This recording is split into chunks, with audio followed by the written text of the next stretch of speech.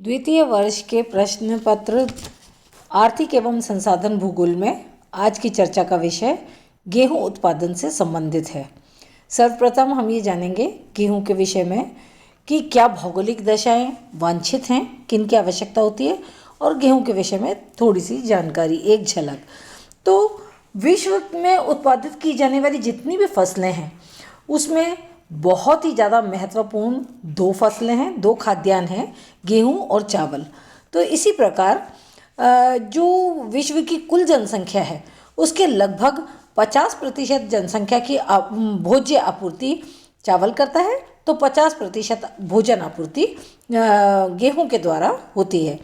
अब इसके विश्व में यदि अवलोकन किया जाए तो दक्षिणी गोलार्ध में 20 डिग्री से 40 डिग्री अक्षांशों के मध्य तथा उत्तरी गोलार्ध में 30 डिग्री से 35 डिग्री अक्षांशों के मध्य सामान्यतः विश्व के मानचित्र में गेहूं की उपज का अवलोकन किया जा सकता है। अब बात करते हैं गेहूं की उपज के लिए आवश्यक भौगोलिक दशाएं क्या हैं, जिसमें हम 5 बिंदुओं को ले सकते हैं: जलवायु, मिट्टी, धरातल, उर्वरक या खाद और साथ में श्रम एवं पूंजी। तो ये हैं भौगोलिक आवश्यक दशाएं। एक एक को हम बिंदुगत लेते चलते हैं।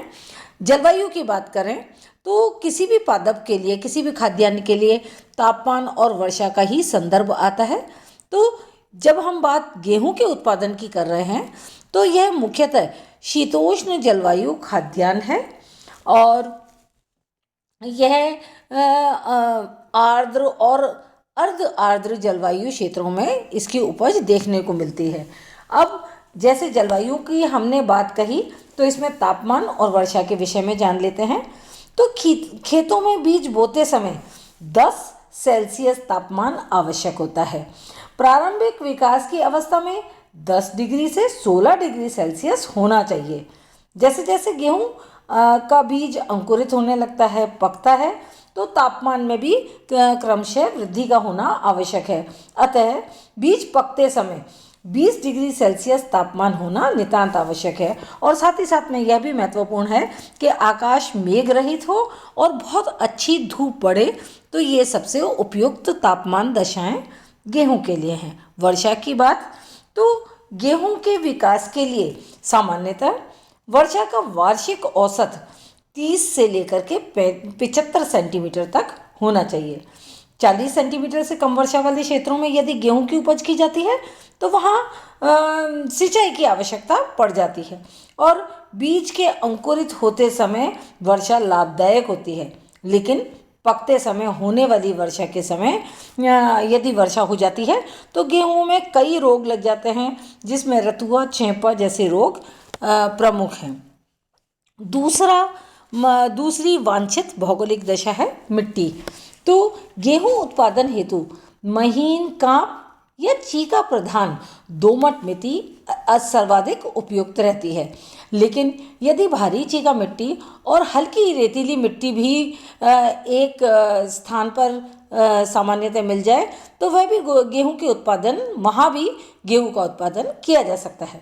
मध्य अक्षांशों में स्थित जो घास के प्रदेश हैं, जहाँ पर चरनोजम और काली मिट्टी पाई जाती है, वहाँ गेहूं का उत्पादन बहुत ही सुलभता से, सरलता से किया जा सकता है, क्योंकि इस मिट्टी में जीवांश और नाइट्रोजन की मात्रा अधिक पाई जाती है। अब बात धरातल की, तो गेहूं उत्पादन हेतु सामान्य ढालयुक्त समतल धरातल होना चाहिए ताकि जल का प्रवाह सरलता से हो सके। और जो हम मशीनीकृत कृषि के कारण से आधुनिक समय में निराई, गुड़ाई, कटाई आदि सभी कार्य मशीनों के द्वारा होने लगे हैं, तो इस कारण से भी गेहूं के उत्पादन के लिए समतल धरातल का होना जरूरी है। अर्थात ये कि समतल धरातल में मशीनीकृत उत्पादन बहुत ही सरल हो जाता है। अब रासायनिक उर्वरक और खाद के प्रयोग के विषय में, गेहूं की फसल भूमि में जितने भी उपजाऊ तत्व होते हैं उन्हें खींच लेती है। अतः मिट्टी को उपजाऊ बनाए रखने के लिए नाइट्रोजन, शोरा, अमोनियम सल्फेट और खली की खाद इसके साथ साथ गोबर की खाद, हरी खाद आदि का भी उपयोग नियमित समय से करते रहना आवश्यक हो जाता है। अब श्रम और पूंजी के विषय में जानते हैं। आधुनिक समय में गेहूं का उत्पादन बड़े बड़े फार्मों में मशीन यंत्रों, ट्रैक्टर, कंबाइन थ्रेशर आदि के द्वारा किया जाता है। अतः यदि चावल की तुलना में देखा जाए तो चावल में मानवीय श्रम की आवश्यकता होती है, जबकि गेहूं में जो काम है वो मशीनों के माध्यम से सरलता से किया जा सकता है। तो इस जो गेहूं की, ये था श्रम और पूंजी के विषय में कि पूंजी की भी आवश्यकता अधिक होती है, क्योंकि मशीनों का जब उपयोग होता है तो उसमें मशीनीकरण के कारण से पूंजी अधिक उपयोगी होती है। अब गेहूं की उपज कितने प्रकार के हैं? तो सामान्यतः विश्व भर में दो ऋतुओं के अनुसार दो वर्गों में गेहूं की उपज को रखा जा सकता है कि शीतकालीन गेहूं और वसंतकालीन गेहूं। अब शीतकालीन गेहूं के विषय में, तो शीतकालीन गेहूं की फसल जो है शीत ऋतु के आरंभ में ही बोई जाती है तथा ग्रीष्म ऋतु के प्रारंभ में इसको काट लिया जाता है। और इसे नमी के आधार पर, यदि नमी की बात करें तो इसे नमी के आधार पर दो भागों में बांटा जा सकता है। एक तो शुष्क प्रदेशों में बोया जाने वाला और एक शीत प्रदेशों में बोया जाने वाला। तो शुष्क प्रदेशों में बोया जाने वाला जो गेहूं होता है मोटा होता है, जिसे कि चिमड़ा गेहूं कहा जा सकता है। और जबकि शीत प्रदेशों में जो बोया जाने वाला गेहूं होता है वो अपेक्षाकृत नरम होता है और इसके लिए पर्याप्त नमी और पाला रहित दशाएं भी आवश्यक होती हैं। तो विश्व का 80% जो गेहूं है, इन दो किस्मों में से जो हमने शुष्क वाले प्रदेश और शीत वाले प्रदेशों की बात की है, तो 80% जो गेहूं का उत्पादन है वो शीतकालीन किस्म का है। तो ये थे गेहूं की उपज के प्रकार के ऋतुवार दो वर्गों में हमने इसे रखा। अब एक अवलोकन करते हैं विश्व भर के जो देश हैं, गेहूं उत्पादक देश। तो इस सारणी में दिया हुआ है स्लाइड में कि देश और उनका जो कौन कौन से देश विश्व के कुल कितना प्रतिशत गेहूं का उत्पादन करते हैं और कौन कौन से क्षेत्र हैं इन देशों के जो कि गेहूं की उपज जहां पर देखी जा सकती है। इस स्लाइड में थोड़ा सा क्रम प्रतिशत का बदला हुआ है, इसको हम क्रमवार ही जान लेते हैं। तो सर्वप्रथम बात करते हैं चीन की। तो चीन जो है ये विश्व के कुल गेहूं उत्पादन का 16.6% उत्पादित करता है और चीन जो है वो विश्व का सबसे बड़ा उत्पादक देश है। अब यहाँ उत्पादन को जो क्षेत्र हैं उनको हम जान लेते हैं। इसको हम सामान्यतः 4 वर्गों में रख सकते हैं। एक है हुआंगहो तथा उसकी प्रमुख नदियों द्वारा लाई गई कांप मिट्टी के निक्षेप के क्षेत्र जो मैदानी भाग हैं, गेहूं के लिए बहुत उपयुक्त हैं, पर्याप्त मात्रा में गेहूं उपजता है। चीन के पश्चिमी भाग में स्थित जो लोएस के मैदान हैं वहाँ पर शीतकालीन गेहूं उपजाया जाता है।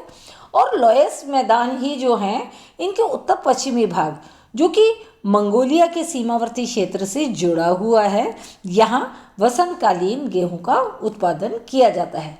जबकि चौथा वाला भाग चीन के मध्य भाग में स्थित जो यांगसी नदी है उसके द्वारा निर्मित जो मैदान है और मंचूरिया का भाग है वहाँ पर गेहूं की उपज देखने को मिलती है।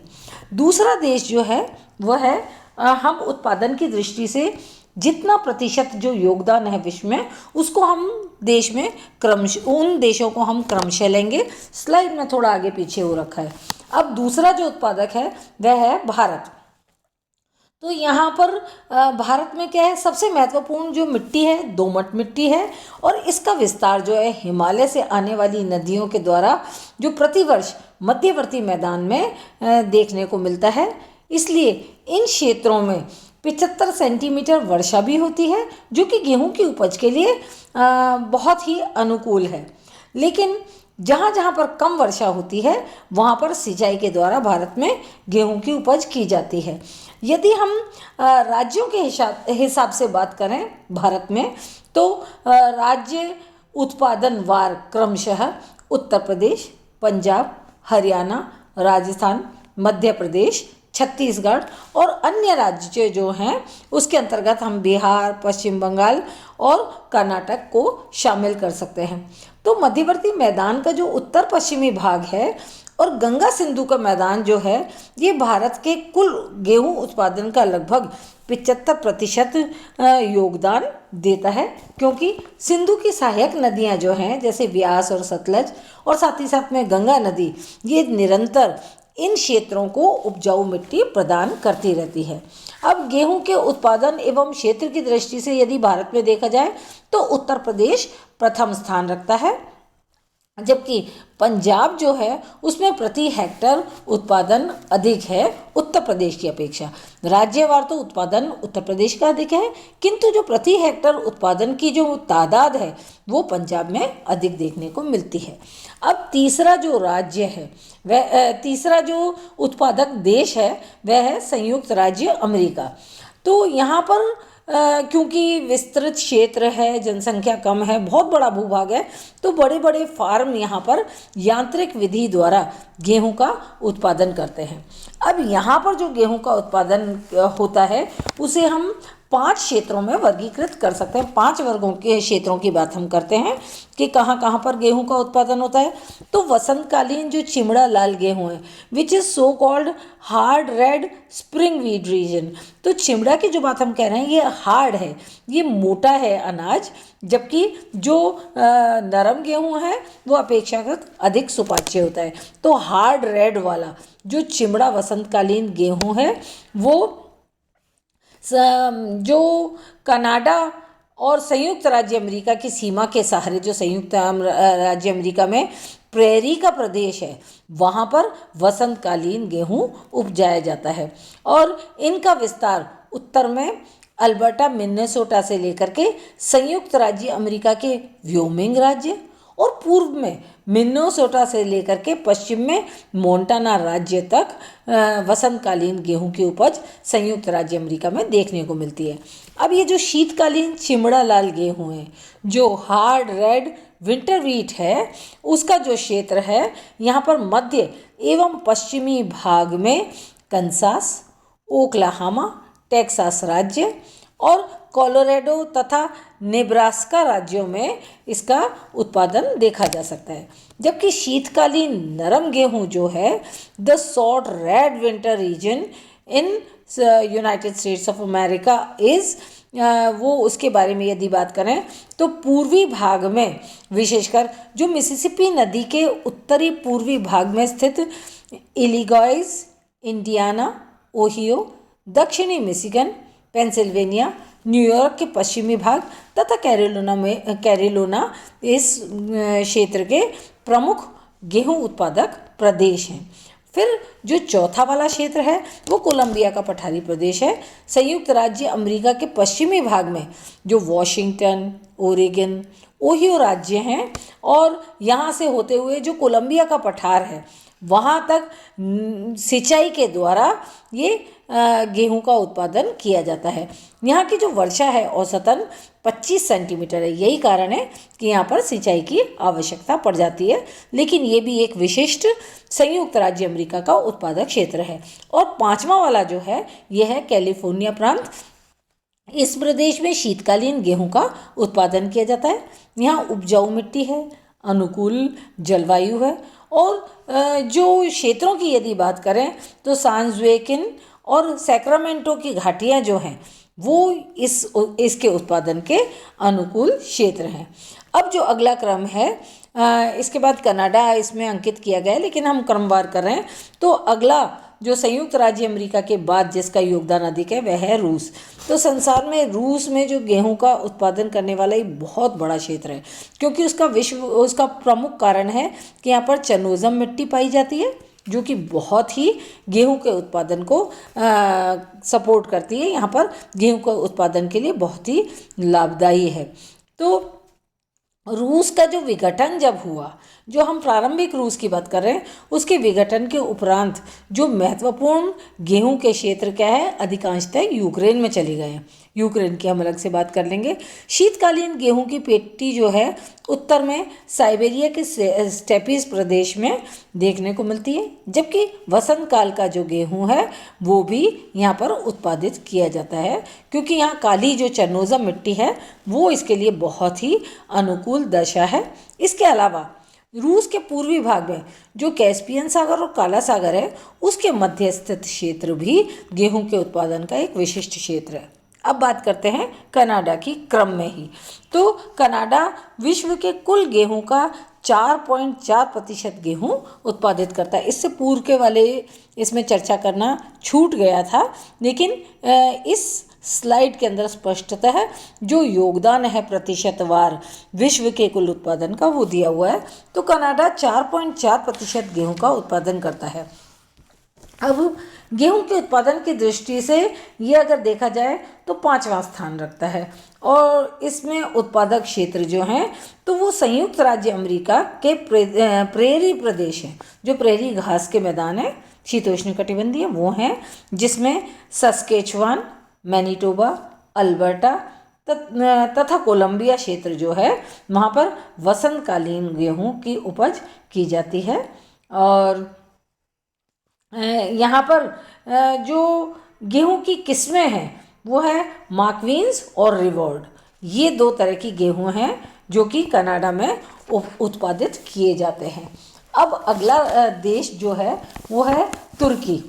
तो we'll talk about Turkey now.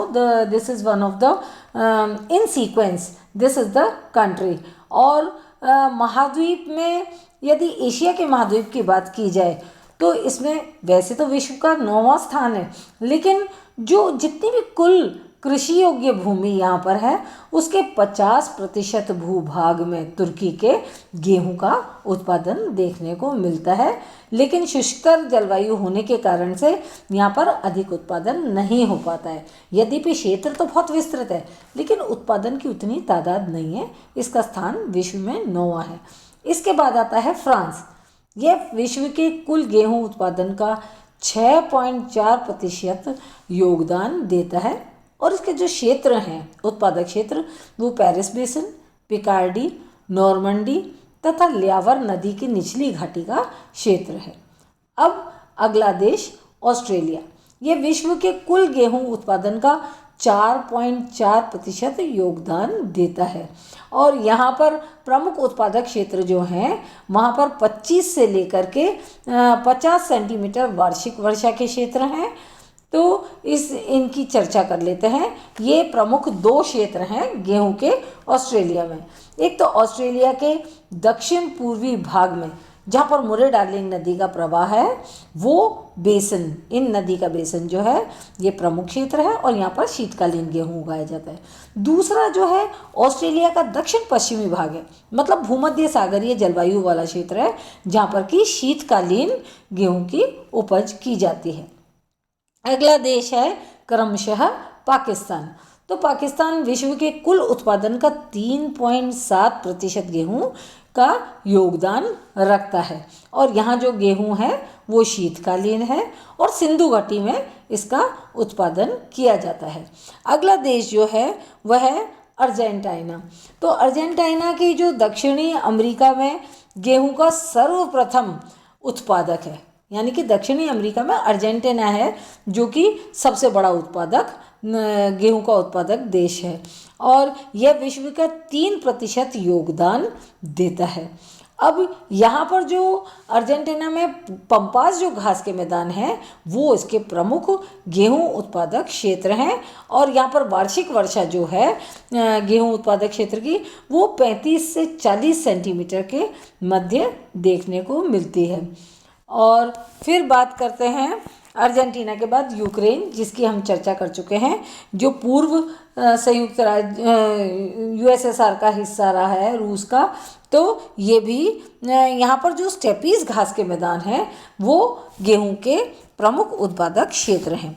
अब बात करते हैं अन्य उत्पादकों के बारे में जो कि यूरोप, दक्षिण अमेरिका और अफ्रीका के उत्पादक क्षेत्र हैं। अब जर्मनी की बात करें यूरोप की बात करते हैं, यूरोप के देशों के विषय में, तो जर्मनी जो है इसमें उत्तरी लोयस मिट्टी के क्षेत्र हैं, उत्तरी लोयस तथा दक्षिण में स्थित जो डेन्यूब नदी की घाटी है वो गेहूं उत्पादक क्षेत्र है। यूरोप में ग्रेट ब्रिटेन के गेहूं उत्पादक क्षेत्र यॉर्क, साफोनी, लिंकन, नरफोक आदि हैं। इटली में लोम्बार्डी मैदान, पो नदी का बेसन तथा इमालिया का क्षेत्र है इटली का, और हंगेरी में पुस्ताज नामक प्रांत है गेहूं का उत्पादक क्षेत्र।